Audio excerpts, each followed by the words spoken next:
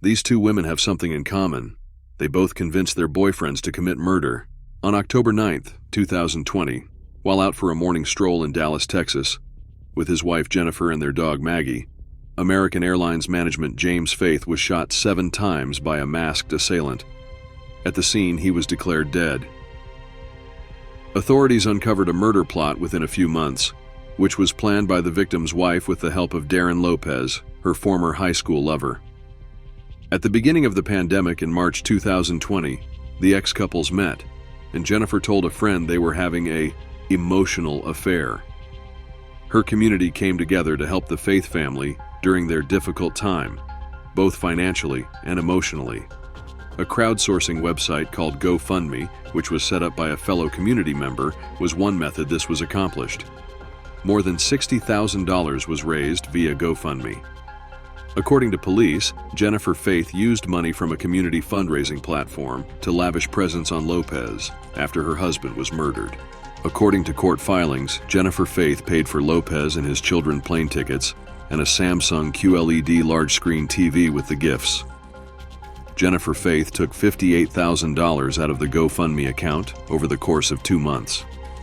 She left a $6,500 unpaid burial bill, according to the authorities.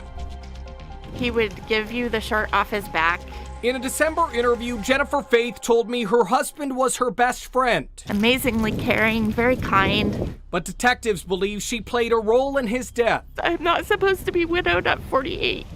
In early January, police arrested her ex-boyfriend, Darren Lopez, and charged him with murder. Detectives say they recovered the weapon he used, proving he drove to Texas to kill Jamie Faith. Court documents reveal during the month of the crime, Jennifer and her ex texted and called more than 14,000 times. But Jennifer told me she had no idea who killed Jamie. I just hope that at some point, maybe this person can recognize the gravity of what they've done and feel some sort of guilt enough to come forward. After the murder, police shared an image of the suspect's truck with a distinct T in the back window. Somebody has got to know whose truck this is. But just one day after our interview, court documents show Jennifer texted her ex saying, "I woke up in a little bit of a panic. Something is eating away at me, telling me you need to take the sticker out of the back window of the truck." She texted him again the next day, writing, "I really think you need to get that sticker off ASAP." At the time, detectives had already flown over Lopez's property in Tennessee and found a truck they were looking for with a distinct T in the back. Now Lopez is in jail on a murder charge. Jennifer was taken into custody a little more than a month later. She was first accused of obstructing justice, as the accusations exposed Jennifer's deceit and manipulation. Jennifer was charged with federal murder for hire after her charges were enhanced a few months later. In a startling turn of events, investigators discovered that Jennifer had set up fictitious email accounts to send emails to Lopez, pretending to be her husband and friend Rob, proving her role as the murder plot's mastermind. Jennifer was accusing Jamie of mistreating her.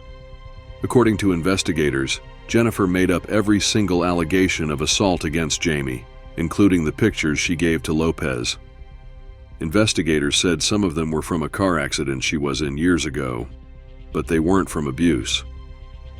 Jennifer said that one of the pictures showing her injuries was a stock photo from the internet. In order to avoid the death penalty, Jennifer Faith accepted a plea bargain and received a life sentence. Darren Lopez entered a not guilty plea to the murder charge. In July 2023, his case went to trial. Lopez said that he genuinely thought he was protecting Jennifer and described the sorrow and pain he experienced upon realizing he had killed an innocent guy. Following a week-long trial, Lopez was found guilty by jurors and given a 62-year jail sentence. Lopez is contesting his conviction. A distraught widow spoke with us months after her husband died, begging his killer to come forward. We later found out it was all an act. Today, after pleading guilty on a murder for hire charge, Jennifer Faith found out her fate. Let's get to Ariel Placencia, who was inside the courtroom today when she was sentenced. Ariel, what was her reaction? Izzy, Jennifer Faith was crying when the judge spoke to her and handed down her life sentence. Jennifer Faith is not the person who pulled the trigger, though, But Judge Jane Boyle said she holds Jennifer responsible for the murder of her husband, Jamie Faith. Judge Boyle told the court Jennifer Faith tricked Lopez, who believed Jamie Faith was physically and sexually abusing Jennifer, actions that were complete lies, but investigators said led to Lopez killing Jamie while out on a morning walk. Now, in addition to the life sentence, Jennifer Faith was ordered to pay a $250,000 fine plus $6,500 in restitution to Jamie Faith's family for funeral expenses. A spokesperson for Jamie's family told the court he hopes Jennifer will one day understand the gravity of what she's done. Romeoville police found the bodies of a whole family while going to a welfare check. Zoraida Bartolome, 38, and Alberto Roland, 32, along with their boys, Adriel, 9, and Diego, 7, who were all shot to death. The killings were committed by a Streamwood couple, Nathaniel Huey Jr., 32, and his fiancée, Ermelinda Palomo, 50. Huey Jr. believed he was conducting a drug cartel hit, but Palomo was actually controlling him and influencing him to quit his extramarital affair. When Roland and Bartolome hadn't been heard from, Romeoville cops responded to their home for a welfare check on the evening of September 17, 2023. Then officers found the 4 family members who had been put to death almost 24 hours before. Police records revealed that the family had been killed with a 9mm gun, fired by Huey, Jr., who was a former security guard and lover of the married Bartolome. While employed at a Glendale Heights engineering firm, Huey Jr. and Bartolome had met and eventually developed a romantic relationship. After learning about it, Bartolome's husband, Roland, even damaged Huey Jr. car's tires in retaliation for Nathaniel engaging in a relationship with his wife. Palomo also learned of the romance, and according to authorities, she created multiple online personas in a complex scheme to talk to Huey Jr. and convince him that he was part of a Mexican and Bulgarian criminal organization.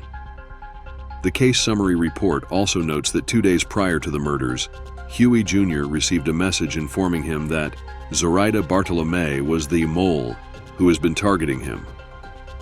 Ermelinda Palomo further convinced Nathaniel Huey Jr. that a mole was planning to attack him. While conversing, Huey Jr. and Palomo, who pretending to be members of a drug cartel, began planning Zoraida's murder. At approximately 3:17 a.m. on September 16, 2023, Palomo drove Huey Jr. to Zoraida's house. The investigation into the 2023 murders of a Romeoville family has come to an end, and records obtained by WGN reveal some shocking new details. Yeah, investigators now say the mastermind behind it all was the shooter's girlfriend. WGN's Courtney Spinelli combed through hundreds of pages of reports and shares what those and new body cam footage reveals. There's a gate over there. It's a case rife with heartbreak and mystery, one that started as a call for a welfare check on September 17, 2023. Inside this Romeoville home, officers found Alberto Roland, Zoraida Bartolome, their sons, 9-year-old Adriel, 7-year-old Diego, and their 3 dogs, all shot to death.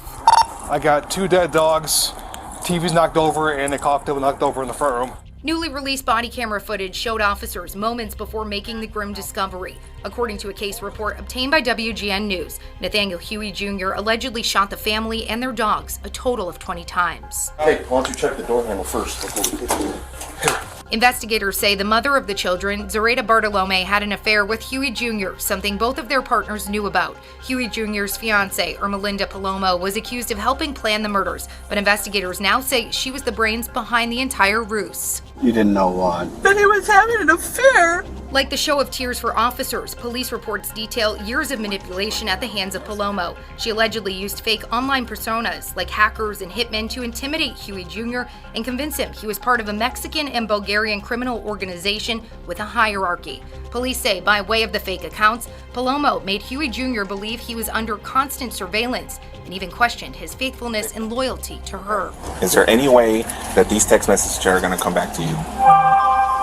Or your name or your phone or anything associated with that? Days before the murder, investigators say Palomo messaged Huey Jr. posing as a source from the Mexican drug cartel he believed he was with, telling him Bartolome was a, quote, mole that was targeting him. It's why investigators say he worked with Palomo to carefully plan her murder and her family's down to every last detail. Just to kind of protect myself at this point, man, because I've never even been questioned this much. Huey Jr. admitted to the affair on camera but denied involvement in the murders. Records show he refused to let police look in his SUV and wouldn't consent to a search of his phone. How about this? How about I come see you guys later today after work? That never happened. Instead, Palomo and Huey Jr. skipped town. Palomo initially painted as being taken against her will, but video surveillance from a Catoosa, Oklahoma Walmart disputed that claim, investigators say.